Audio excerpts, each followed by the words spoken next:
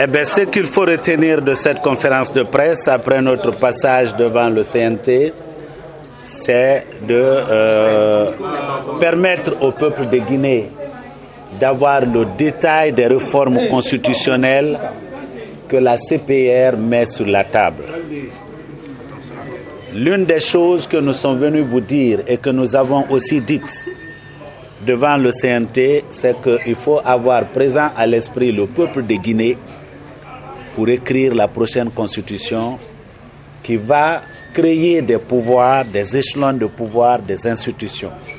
En ayant le Guinéen présent à l'esprit, on va nous réduire au strict minimum l'État, développer le pouvoir local où se fait le travail du peuple, nous éviter des gouvernements pléthoriques et établir une certaine justice dans la désignation des représentants du peuple.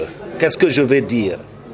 Aujourd'hui, vous ne pouvez pas comparer la circonscription comme Kaloum à la circonscription qu'on appellerait Matoto ou Kankan. Mais à l'union nominale, toutes ces circonscriptions sont représentées par une seule personne. Ça viole le premier principe d'une république, l'égalité en droit et en devoir. Nous sommes venus aussi vous dire, n'est-ce pas, que le fait qu'on élise 2/3 de nos députés sur des listes nationales, nous avons des députés trop loin du peuple. C'est ce qui fait que nos législatures, vous n'entendrez jamais parler de propositions de loi, sauf des projets de loi qui nous viennent du gouvernement.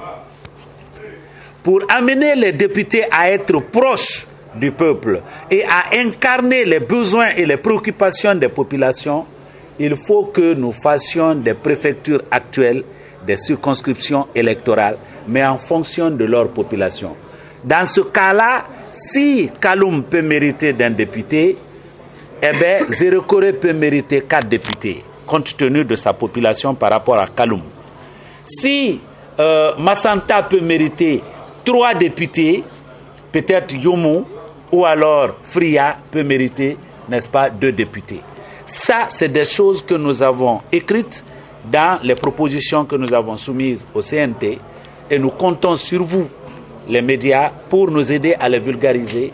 Nous n'allons pas nous limiter à cette conférence de presse.